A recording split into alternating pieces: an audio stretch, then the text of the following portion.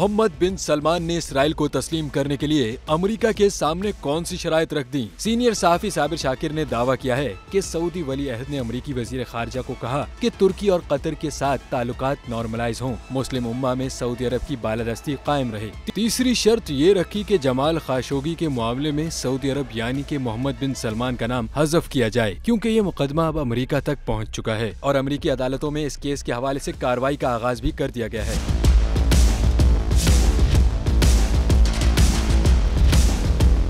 तफसीलात के मुताबिक सीनियर सहाफी साबिर शाकिर का कहना है कि इसराइल मीडिया के मुताबिक न्यूम शहर में अमेरिकी वजीर खारजा और सऊदी वली अहद शहजादा मोहम्मद बिन सलमान की मुलाकात हुई। अमेरिका और इसराइली ज़राए इब्लाग के मुताबिक अमेरिकी वजीर खारजा सऊदी अरब पैगाम लेकर गए कि आप डोनाल्ड ट्रंप के जाने से पहले यानी कि 20 जनवरी से पहले इसराइल को तस्लीम कर लें। ताहम ये मुलाकात कामयाब न हो सकी। मोहम्मद बिन सलमान ने कुछ गारंटीज मांगी। इसराइल को अभी इसीलिए तस्लीम नहीं किया गया क्योंकि शाह सलमान इस हद तक राजी नहीं थे जिस हद तक मोहम्मद बिन सलमान राजी थे।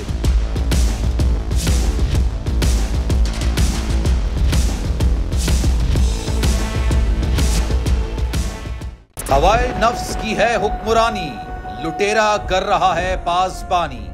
बोल न्यूज के मार्केटिंग हेड आकाश राम ताहा लापता, तफ्तीशी इदारे जवाब देने से कासिर। अहले खाना परेशान, बेटे की जुदाई में माँ गम से निढाल। जो बच्चो हिंदू हुआ पर आए थे जो को पाकिस्तानी, मुझे मेहरबानी करे पंहिंजो आकाश वापस कयो।